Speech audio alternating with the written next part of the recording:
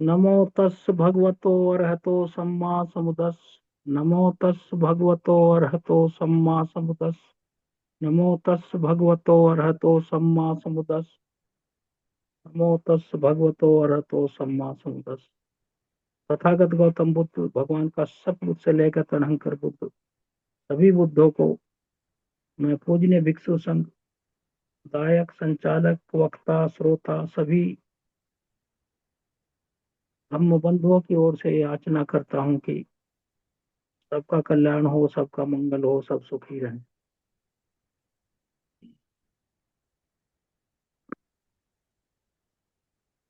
आज भंतेशील वंश जी ने का जो हम टॉक थी उसको मैं थोड़ा सा कहना चाहूंगा कि वो मैं तो कई बार इसे कह चुका हूँ, आई ओपनर है वो, कि मानव योनि पाना बड़ा दुर्लभ है, बहुत ही दुर्लभ है। बुद्ध का लोक में आना दुर्लभ है। धर्म का प्रचार प्रसार करने वाला का होना दुर्लभ है। और धर्म की वाणी सुनने वालों का भी बहुत पुण्य कर्म दुर्लभ है। इसी लोक में इसी समय या बुद्ध के समय में भी कुछ ऐसे अनफॉर्चुनेट लोग रहे हैं जो बुद्ध को सुनने के बजाय, उनकी बात को समझने की बजाय बुद्ध का विरोध करते रहे। इग्नोरेंस और उनका कितना बड़ा दुर्भाग्य रहा हो, ये समझ में आता है तो दुख होता है कि आज बुद्धांतर चल रहा है। हम लोगों का कोई पुण्य कर्म है, कम बात नहीं है कि हम लोगों को ये प्यास है, ललक है, जिज्ञासा है, भूख है, कि जानने की कोशिश कर रहे हैं कि दुख से मुक्ति कैसे हो। इसके लिए सबको साधुवाद है जो इससे जुड़ते हैं। और ये भी उनसे अनुरोध है कि जुड़े रहें। और जैसे डॉक्टर जोंधले साहब ने कहा है, थोड़ी सी बात से संतुष्ट ना हो, क्योंकि ये छोटी सी बात जो विपස්සना करते हैं। मैं कल युवराज जी से भी धर्म चर्चा कर रहा था। वो कहते हैं कि हमें अनुभूतियां होती हैं जब हम विपස්සना करते हैं। अनुभूतियां मिसलीडिंग हैं। अनुभूतियां मेंटल कंस्ट्रक्शंस हैं। अनुभूतियों में फंसना, फीलिंग्स में फंसना, रास्ते से भटकना। ये जंगल है, जंगल को एक एक झाड़ी को काट के आगे बढ़ना। मंदले साहब ने एक बात इंपॉर्टेंट कही, ये दिखाई भी पड़ता है, रूप भी है, रूप भी है। रूप के पीछे रूप है, बहुत ज्यादा दूर नहीं है, हमारे अंदर ही है सब कुछ। उसे एक्सप्लोर करना, आइडेंटिफाई करना। तो आज जो कॉस्मिक ऑर्डर है उसका मैं प्रैक्टिकल रूप आपके सामने रखूंगा कि जो भगवान बुद्ध कहते हैं कि इस लोक में जो धर्म के जानने वाले हैं वो ये जानते हैं कि इस लोक में दो तरह के देवता और मनुष्य रहते हैं। क्या कहते हैं वो, उनका कंसेप्ट क्या है? ये जो लोक है ईश्वर कृत है। कुछ लोग कहते हैं ये ब्रह्मा कृत है। ये तो आप सभी जानते हैं, मैं भी यही सुनता था पहले, अभी सुनता हूँ।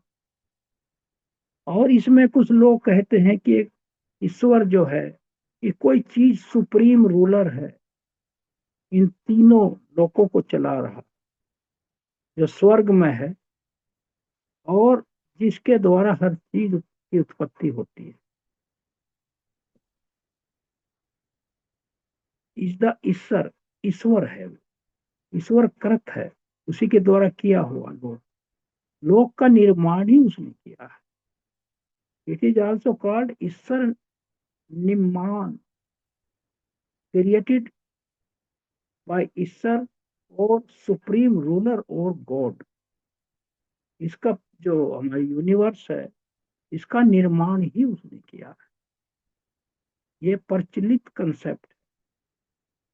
और एक कंसेप्ट दूसरा यह है कि ब्रह्मा है, who lives in heaven, who is the great father and great grandfather, Mahabrahma है वो सभी जीवों का, who creates everything and supremely rules over the three worlds. वो, उसको तो सुप्रीम है वो तो, इज द ब्रह्मा कृत, created by Brahma. Here Ishwar and Brahma, सिर्फ इनमें दोनों में नाम का अंतर है, लेकिन जो इसके अभ्युक्ति है, उसका जो डेजिग्नेशन है वो यही है कि ये सुप्रीम डीटी है और वर्ल्ड लॉर्ड है, ये मालिक है संसार के, and the creator, creating God है। इनमें से दो में से Brahma is the name assigned the supposed supreme being, Brahma को ज्यादा महत्व दिया गया है। तो ये चीज है। As to the name Ishwar is not the universal notion, ये यूनिवर्सल नोशन नहीं है। क्या है? But a later imaginative adoption, एक एक ऐसा साइड लाइन पे, जो धर्म को नहीं समझते, संसार के उदय को नहीं समझते, और लोग चार आर्य सत्य को नहीं जानते, और उनके एग्जिस्टेंस के उत्पाद स्थिति भंग को नहीं जानते। ये यूनिवर्सल है, ये चल रहा है अपने, ये स्वचालित है, ये ऑटोमेशन है। वो नहीं जानते, बिकॉज ऑफ इग्नोरेंस। वो इन दो जो देवता हैं या ब्रह्मा, उनका सहारा लेते, वो अपने दिमाग पर जोर नहीं डालते, वो अपने अंदर के, अपने ही शरीर को नहीं पहचानते, इसलिए वो जानते कि तो किसी और का बनाया हुआ। मेरे साथ जो हो रहा है वो कोई कर रहा है। एक अपराध, जघन अपराध करने वाला भी अगर उसे अब जेल में मिलने जाए, वो यही कहेगा कि ऊपर वाले की ऐसी ही इच्छा थी, ये तो होना ही था। अब इससे बड़ी इग्नोरेंस क्या है भाई? अपराध आपने किया, तृष्णा आप में है, द्वेष आप में है, चित्त आपका कलुषित है, तो इसमें आप अपने आराध्य को ही दोष दे रहे हैं। ये तो और भी गलत है, ये तो और भी गलत है। ठीक है, जिस आराध्य में आप विश्वास कर रहे हैं, भगवान बुद्ध ने कहा है कि मैं, चूल वेहू सुत्त में कहा है, सुत्त निपात के, जो दूसरे धर्मों की निंदा करता है मैं उसे पशु समान समझता हूँ। जो जहां विश्वास कर रहा है वो कर रहा है, उसे करने दो। लेकिन अपने ही विश्वास को धोखा दे रहे हैं। ईश्वर की ऐसी ही इच्छा थी, ये तो होना ही था। मर्डर उसने किया, रेप उसने किया, उसकी इंद्रियों का कंट्रोल उस पर नहीं है। जैसे भंते जी ने कहा, राजा कौन है? जो अपने इंद्रियों को कंट्रोल कर ले। और पुथुजन मूर्ख कौन है? जो काम इंद्रियों के बस में रहता हो। ये तो अभी आज ही कहा है उन्होंने। तो इसके बावजूद अपनी कामुक इंद्रियों के भावावेश में आकर मैं कोई भी सेंसुअल क्राइम करता हूं, और फिर कहता हूं कि ऐसी ही इच्छा थी ऊपर वाले की या जिसकी। इस ये तो डबल अविद्या हो गई। तो वो तो ऐसा ही हो गया कि वो तो लुढ़क रहा है। उसको कोई ठौर ठिकाना नहीं मिलेगा ऐसे लोगों को। वो तो पूरा विश्वास अपने आराध्य में भी नहीं कर रहे हैं, उसको भी धोखा दे रहे हैं। क्योंकि कम से कम उनके जो आराध्य हैं, ब्रह्मा है, ईश्वर, जो जो भी इंद्र शक्र है, वो समथ प्रक्रिया के द्वारा, प्योरिटी ऑफ माइंड के द्वारा वहां देवता के पद तक पहुंचे हैं। ऐसा नहीं है कि वैसे ही पहुंच गए वो लोग। उन्होंने 8 ध्यान प्राप्त किए। प्योरिटी है उनकी चित्त की। इतना जरूर है कि वो विपස්සना नहीं जानते, 4 आर्य सत्य नहीं जानते, उनमें रिद्धि बल भी है, लेकिन वो जब तक 4 आर्य सत्य, जो अनित्य दुख अनात्म और प्रतीत समुत्पाद है, इसको नहीं जानेंगे, तो वो वहां करोड़ों जन साल तक ब्रह्मा के रूप में, किसी भी देवता के रूप में रह सकते हैं, लेकिन मुक्ति नहीं है, लिबरेशन नहीं है, डिलीवरेंस नहीं है, परम सुखम बोनम समम बोनम, परम सुख नहीं है। क्योंकि उनका जब वहां वो ध्यान साधना का जो अर्जित किया है उन्होंने, वो जब समाप्त हो जाएगा, जैसे हमारा बैंक बैलेंस समाप्त हो जाता है, फिर हम बैंक की तरफ जा ही नहीं सकते, फिर वो देवलोक की तरफ जा नहीं सकते, क्योंकि फिर आके वो किसी भी योनि में यहाँ रखे आएंगे, वो बदतर योनि में भी आ सकते हैं। यहाँ तक लिखा वो खटमल, और मतलब यह है कैसी कैसी ऐसी अकल्पनीय योनियों में जा सकते हैं, क्योंकि वो खाली हो गया है उनका अकाउंट। और जो विपස්සना और 4 आर्य सत्य का मार्ग है, ये तो ये ऐसा अकाउंट है, ये तो दुखों को खाली कर देता है।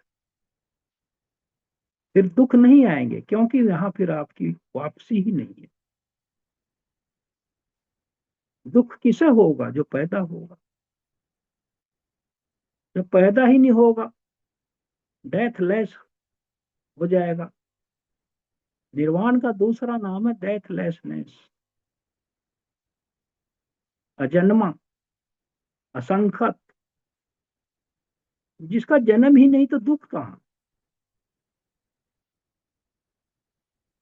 तो इसमें कहा है भगवान ने कि ये वो लोग हैं जो इन बातों में विश्वास करते हैं। फिर उन्होंने कहा है, इसमें उदाहरण दिया है कि ये 5 फोल्ड कॉस्मिक ऑर्डर से चलता है, जिसे हम डिस्कस कर रहे हैं। बीज, ऋतु नियम, बीज नियम, कर्म नियम, चित्त नियम, धर्म नियम। तो इसको, और ये धर्म नियम, इसके भी ऊपर क्या है? इसके ऊपर उन्होंने कहा पतिश्य समुत्पाद। क्योंकि पतिश्य समुत्पाद एक सिस्टम है। ये जो नियम है ये उसी से चलते हैं। और एक अच्छी जो बड़ी बात यह है कि जो 4 शब्द हैं, दुख, समुदय, निरोध और मग्ग, इन्हीं में सब कुछ है। दुख तो है ही, दुख दुखता, दुख दुख का है, अनसेटिस्फैक्ट्रीनेस। दुख क्या है? जो अनित्य है, अनात्म। अगर कहीं कोई चीज शाश्वत होगी तो उसे दुख ही नहीं हो।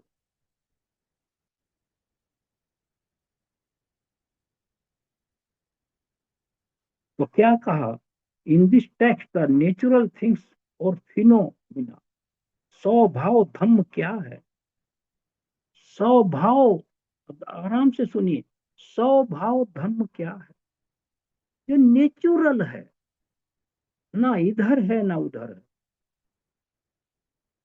ना इधर मोर नॉर लेस। उसमें किसी का दखल नहीं, इंटरवेंशन नहीं है, उसका कोई स्वामी नहीं, उसे कोई गवर्न नहीं कर सकता, उसे कोई संचालित नहीं कर सकता। वो मेरे ऊपर भी लागू है। इस बॉडी को मैं संचालित नहीं कर सकता। आयु बढ़ना, बुढ़ापा होना, बाल सफेद होना, बीमार होना, झुर्रियां पड़ना, सारी इंद्रिया का क्षीण होना, इसे मैं संचालित, मेरे बस में नहीं है।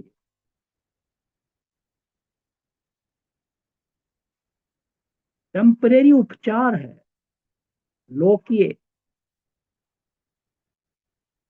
फिर वही होना है। वो क्या है? वाट ओ मोग, विक्सो क्या है? इज डिपेंडेंट ओरिजिनेशन, वो प्रतीत्य समुत्पाद है। Through rebirth are conditioned old age and death, जन्म से बुढ़ापा, जरा और मरण पैदा होते हैं। वेदर ओ मोंक, फिर भगवान बुद्ध कहते हैं, भिक्षुओ, there is an arising of Tathagata, लोक में तथागत का अराइज हो, और देयर भी, और कहीं और चाहे उनका अराइज ना हो, जैसा जोंधले साहब ने कहा। ये यूनिवर्स है, कोई अराइज ना हो, that natural order of element exists, ये जो धातुओं का जो स्वभाव है, ये एग्जिस्ट करेगा।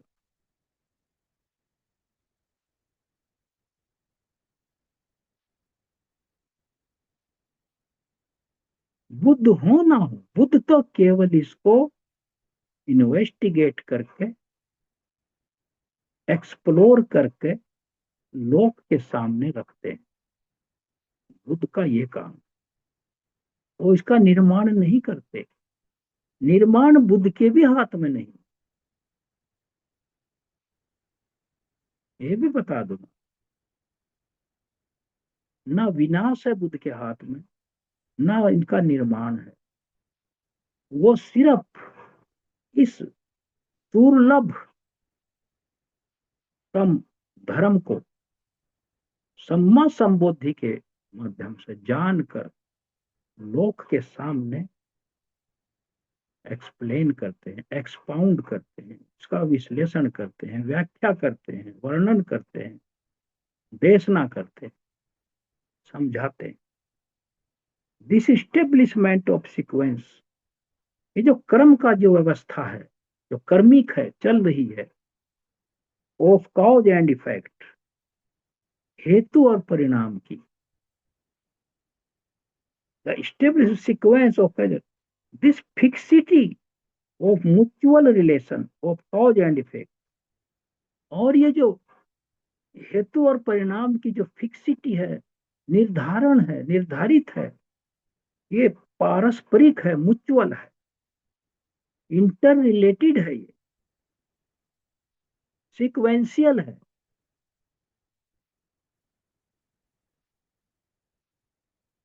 इनसेपरेबल है, स्वचालित है, क्योंकि इसका धर्म ही वही है, इसका स्वभाव ही दूसरे को इसमें घुसने ना देना है। Concerning that the Tathagata is fully enlightened, जो सम्मा संबुद्ध होते हैं, दैट इज फुल्ली अंडरस्टैंड्स, वही इसको समझ सकते हैं पूरी तरह से। इस लोक धर्म को जो है, वो बुद्ध ही समझ सकते हैं, none else. Fully enlightened, fully understanding, he declares it, वो इसको डिक्लेयर करते, जैसे मैंने कहा, बनाते नहीं है, क्योंकि हर निर्मित चीज पेरिसेबल है, चेंजेबल है, परिवर्तनीय है, टिकाऊ नहीं है। टीचेज इट, इसको पढ़ाते हैं, समझाते हैं। रिवील्स इट, इसके ऊपर से पर्दा उठाते हैं। सेट्स इट फोर्थ, जैसे आगे इसका संचार करते हैं, इसे चलन में लाते हैं। मैनिफेस्ट्स, इसका प्रत्यक्षीकरण करते हैं, इसको जो छिपा हुआ है उसको प्रत्यक्ष करते हैं। एक एक शब्द सुनिए आप क्या है जो मैं बोल रहा हूं। एक्सप्लेन्स करते हैं, मेक इट प्लेन, इसको सरल शब्दों में करते हैं। सेइंग बिहोल्ड, भिक्षु देखो, ये कहते हैं। थ्रू रीबर्थ और conditioned old age and death, ये पुनर्जन्म जो बार बार होता है, क्या कंडीशन करता है, क्या चीज को निर्मित करता है, ओल्ड एज एंड डेथ। फिर वही कहा, through the process of becoming rebirth is conditioned, through the clinging process becoming, ये सब आप जानते हैं, प्रकृति समुत्पाद की 12 कड़ियों को उन्होंने दोहराया। फिर आगे कहते हैं, whether O monks there be an arising of Tathagata, फिर इस पर बल दिया है। आगे फिर कहते हैं बुद्ध, कई कई बार कहते थे वो, लोक में बुद्ध का आगमन हो या ना हो, this natural order of element exists, ये धातुओं का जो धम नियम है वो चलता रहेगा, ये वजूद बना रहेगा इसका।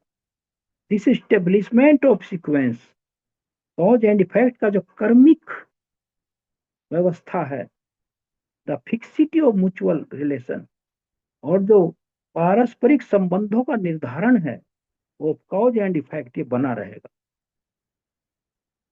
तो ये कहा उन्होंने। फिर आगे क्या कहा है, आपकी समझ में आया होगा, इतना गहरा है ये। मीनिंग ऑफ द नियम अब इसको क्या बताया, देयर फोर द वर्ड, ध्यान से सुनिए इसको, देयर फोर द वर्ड, जरा सी भी चूक हो गई तो निकल जाएगा दिमाग से। बी, जहां है दिमाग को वहीं रखिए। देयर फोर द वर्ड, जो शब्द है धम, ये जो धम है क्या प्रदर्शित करता है, both the things which mutually stand in relation to one another as cause and effect। धम्म का मतलब है हेतु और परिणाम, धम्म का मतलब है कॉज एंड इफेक्ट। और क्योंकि dhamma always depends for its appearance upon some other dhamma, which again in its turn requires some other antecedents for its arising। धम्म क्या है, जो किसी कंडीशन पर आश्रित है। अविद्या से संस्कार पैदा होता है, संस्कार से विज्ञान पैदा होता है। अविद्या उसकी कंडीशन है, अविद्या के बिना संस्कार पैदा नहीं हो सकता, और संस्कार के बिना विज्ञान पैदा नहीं हो सकता। यहाँ अविद्या कंडीशनिंग स्टेट है, उत्पत्ति करता है, वो जनक है किसकी, संस्कार की। और जब संस्कार वो वो क्या है, वो प्रत्युत्पन्न है, उससे उत्पन्न हो गया। फिर संस्कार कंडीशनिंग स्टेट बन गया, उससे विज्ञान पैदा हो गया। इस प्रकार जो एक स्टेट है, कंडीशनिंग भी है और कंडीशनड भी है। जब संस्कार की उत्पत्ति होती है तो उसकी कंडीशनिंग स्टेट अविद्या है, और जब विज्ञान की उत्पत्ति होती है उसकी कंडीशनिंग स्टेट संस्कार है, जो पहले कंडीशन था विद्या का। दीज आर बोथ, कंडीशनिंग भी है हर एक लिंक, और कंडीशनड भी है।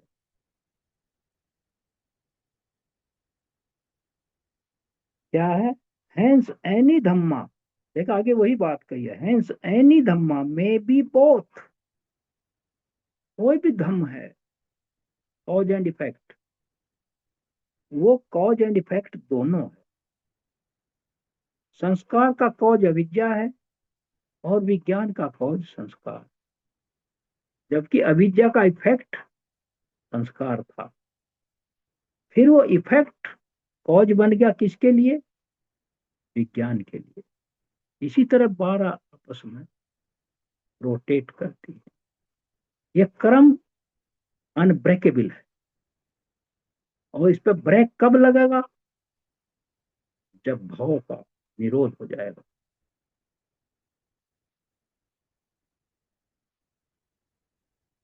भाव का निरोध हो जाएगा। अब आगे नियम क्या है?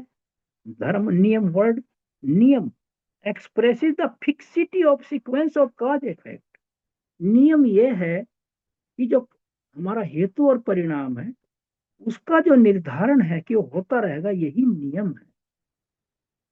धम्म का मतलब है कॉज एंड इफेक्ट, और नियम का मतलब है दोनों का सीक्वेंस बने रहना। वो फिक्स है, फिक्सिटी है, इधर उधर नहीं हो सकता, वेल्डेड है वो। Here is our interpretation of the sentence. ये क्या कहा इन्होंने? There indeed ever exist in this universe. क्या इस यूनिवर्स में हमेशा रहेगा क्या? That natural order of element, that establishment of sequence and cause and effect. Cause and effect का बना रहेगा इस लोक, हमेशा बना रहेगा। That fixity of mutual relation of cause and effect, and that causal nexus of individual things or phenomena such as अविद्या। ये बना रहेगा। जो नियम है उसका, कॉज एंड इफेक्ट का नेक्सस है, वो एक जाल है, तंत्र है उसका, ऑफ इंडिविजुअल थिंग्स, जो चीजें हैं लोक की, जितनी धातुएं हैं, जीव हैं, जंतु है, जो भी सजीव हैं, जितना भी सब ये फिनोमिना है, सच एज अविद्या।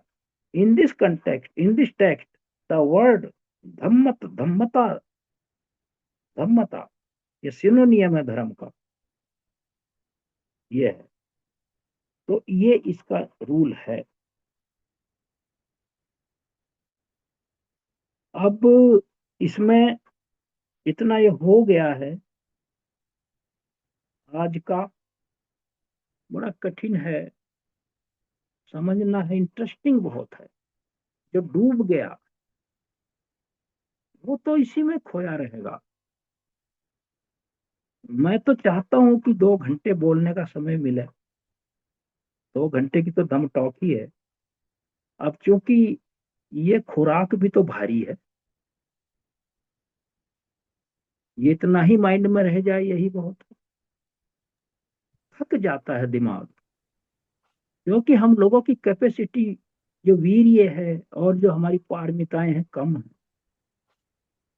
पढ़ते पढ़ते दिमाग में ऐसी थकान होती है, फिर मैं किताब को बंद कर देता हूँ, फिर वहीं से शुरू करता हूँ, फिर थक जा, फिर बंद। क्योंकि ये बातों की ग्रेस्पेबिलिटी, अंदर की परतें तोड़नी पड़ती हैं अविद्या की, जिसमें आज तक मैं फंसा हुआ हूँ। जब उनको तोड़ना पड़ता है और नई चीज एंटर होती है, एक नया डीएनए आता है, पुराना डीएनए बदल कर, तो प्रक्रिया जटिल है, ट्रांसफॉर्मेशन है, आमूल चूल परिवर्तन है ये। करोड़ों जन्म की हमारी जिस ढर्रे पर हम चलते आ रहे हैं, उस कवच से निकल के, उस अंडे के खोल से बाहर निकल के, मैं तो एक दिन कह भी रहा था कि जो एग होता है, अंडा होता है, और जो उसको हैचिंग करती है, जो जो रिस्पेक्टिव बर्ड्स, वो तो थोड़े दिन में अंडा चोंच मार के, जब वो अंदर डेवलप हो जाता है, वो चोंच मार के उसे फोड़ देता है, उसके सेल को, और बाहर आ जाता है। लेकिन हम तो स्वतंत्र घूम रहे हैं, हम तो स्कूलों में, मेडिकल कॉलेजेज में पढ़ रहे हैं, हम तो रिसर्चर्स हैं, हम तो बड़े बड़े पदों पर बैठे हैं by virtue of academic knowledge. लेकिन फिर भी हम इस अविद्या में को क्यों नहीं तोड़ पा रहे हैं?